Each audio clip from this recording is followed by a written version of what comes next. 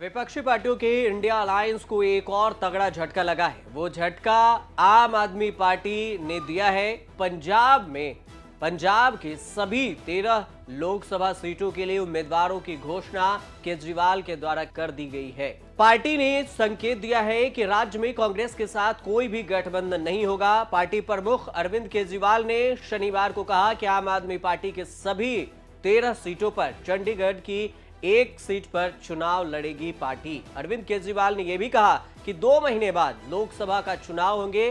पंजाब में 13 लोकसभा सीट है, एक चंडीगढ़ में है, तो कुल 14 सीटें होंगी।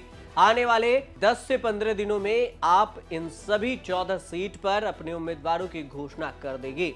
अरविंद केजरीवाल ने क्या कुछ कहा है, पहले वो सुन लीजिए, उसके बाद आपको इसका पूरा समीकरण बताएंगे पंजाब में और इंडिया गठबंधन में टूट की कहानी।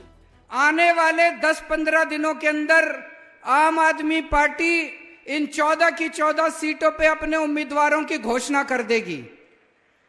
अब आप लोगों से निवेदन है कि जिस तरह से आपने आशीर्वाद दिया था 2 साल पहले, उसी तरह से ये 14 की 14 सीटें आम आदमी पार्टी को जितानी है। झाड़ू पे वोट देना है आपको, भारी बहुमत से स्वीप करनी है। 14 की 14 सीटें आपको आम आदमी पार्टी को जितानी है।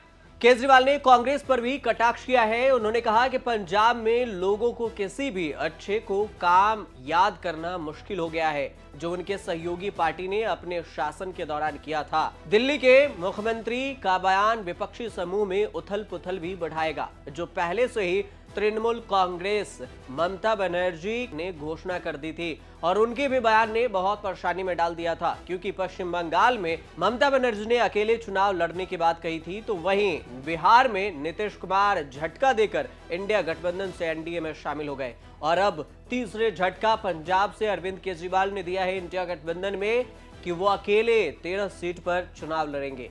चंडीगढ़ की एक सीट को देखें तो 14 सीट, लोकसभा की 14 सीट पर। उत्तर प्रदेश में भी स्थिति स्पष्ट नहीं है। समाजवादी पार्टी और कांग्रेस के बीच में सीट को लेकर समझौते नहीं हो पाए हैं। वहीं जयंत चौधरी के नेतृत्व वाले राष्ट्रीय लोकदल के एनडीए के साथ साथ हाथ मिलाने की जो बात चल रही थी, उस अटकलें भी अब तेज हो गई कि वो भी आरएलडी भी अब एनडीए में शामिल होंगे। जब से केंद्र की नरेंद्र मोदी सरकार ने पूर्व प्रधानमंत्री चौधरी चरण सिंह को भारत रत्न देने की घोषणा की है, तब से यह अटकलबाजियों का दौर और भी तेज हो गया है।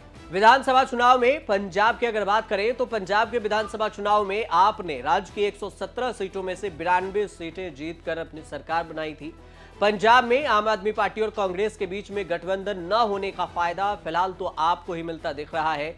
इस बीच में मूड ऑफ द नेशन सर्वे आया, उसके अनुसार से आप यहां पर 5 सीटें जीतती हुई दिख रही है। पंजाब में हुए सर्वे का सबसे दिलचस्प हिस्सा वोट शेयर के झरोखों में नजर आता है। यहां पर आम आदमी पार्टी को 27.2% वोट मिल रहे हैं, जबकि 2019 में महज 7.38% लोगों ने इन्हें वोट दिया था और अपना भरोसा जताया था। यानी करीब 20% वोटरों का नया समर्थन उन्हें हासिल हुआ है।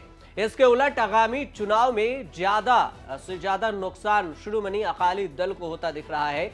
पिछले चुनाव में 27.45% पाने वाले पार्टी को इस बार 14.4% वोट ही मिल रहे हैं। यानी कि बादलों के इस पार्टी की पंजाब में वही हालत हो रही है जो उत्तर प्रदेश में बसपा की है। कांग्रेस की तो पिछले चुनाव में 40.12% वोट मिले थे, लेकिन मूड ऑफ द नेशन सर्वे के मुताबिक इस बार करीब 3% वोट कम होकर 37.6% वोट मिलने का अनुमान है। यदि इस सर्वे को बीजेपी की नजर से देखें तो न खुश होने वाली बात है, न अफसोस जताने वाली, क्योंकि पंजाब में बीजेपी की उम्मीदें हमेशा से अकाली दल के साथ गठबंधन पर टिकी हैं, लेकिन अकाली दल ने 2019 लोकसभा चुनाव में कांग्रेस के मुकाबले बड़ा नुकसान सहा था। 2014 में 4 सीटें जीतने वाली पार्टी महज 2 सीटें जीतने में कामयाब रही थी और इस बार अकाली दल 1 सीटें और गंवाने जा रही है।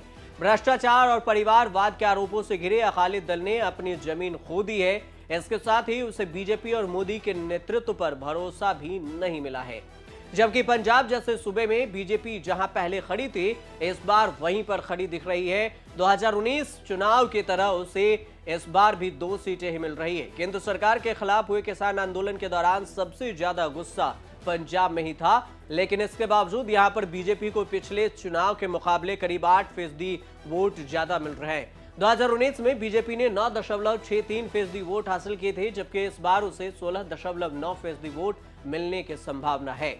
मूड ऑफ द नेशन सर्वे ने यह इशारा किया है कि यदि बीजेपी और अकाली दल दोबारा गठबंधन कर ले तो संभव है कि एनडीए को वही फायदा हो जो पश्चिमी उत्तर प्रदेश में बीजेपी को आरएलडी और दक्षिण कर्नाटक में जेडीएस के साथ गठबंधन से होता दिख रहा है।